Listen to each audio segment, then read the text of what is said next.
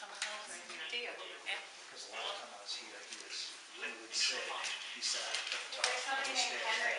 He sat there and I stopped quick because they were saying, like, he always hangs out back here. But I came down this way and I stopped just before those stairs and I told Michelle, oh, okay. He's sitting up there and he's going to throw a fit because he doesn't like people. Last week when I was here, he was telling me, he says, this is my one area that I can get away from everybody, and he doesn't mean the living, he means the people that are upstairs. I was saying before that this place works in kind of two shifts, and earlier in the evenings, you know, up until about maybe 1 or 2 in the morning,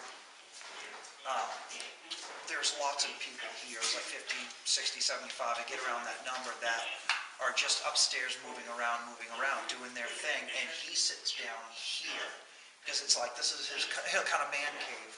It's like he sits down here and he waits for everything to die down upstairs, and it does. Those ones upstairs will dissipate and go wherever they go for the night. And he's like, finally, I have the place to myself, and that's when he gets up and moves around, and that's when he, a lot of the time, stands up in the lobby where that desk is, and he stands with his arms crossed looking out, and he says, why isn't this place busy? Why isn't it busy? And he means like it was before. Because I guess it was a really booming town here, and he was saying, you know, why isn't it busy? I don't understand why people aren't coming.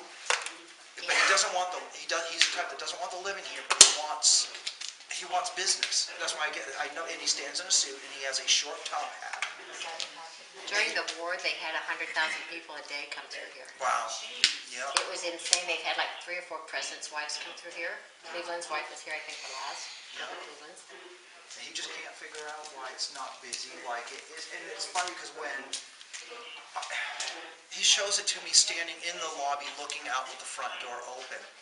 And when the front door is open, it looks like the early 1900s, but if you ever see those old mob movies, the black and white Chicago mob movies, you get the cars and the horses and everything going up and down, and it's a really busy, like a mecca, and I'm sitting there thinking, why are you showing me New York? Wow. Because I'm from the East Coast, so I'm sitting there thinking, you know, why are you showing me like New York or like a booming city? It's the train tracks he showed you. Yeah, and it's showing me all these people, I mean, just up and down the sidewalk, and it's like a booming town, like Chicago, in the, you know, in the Prohibition days, as it were, type of thing, you know, and it's like, I said that.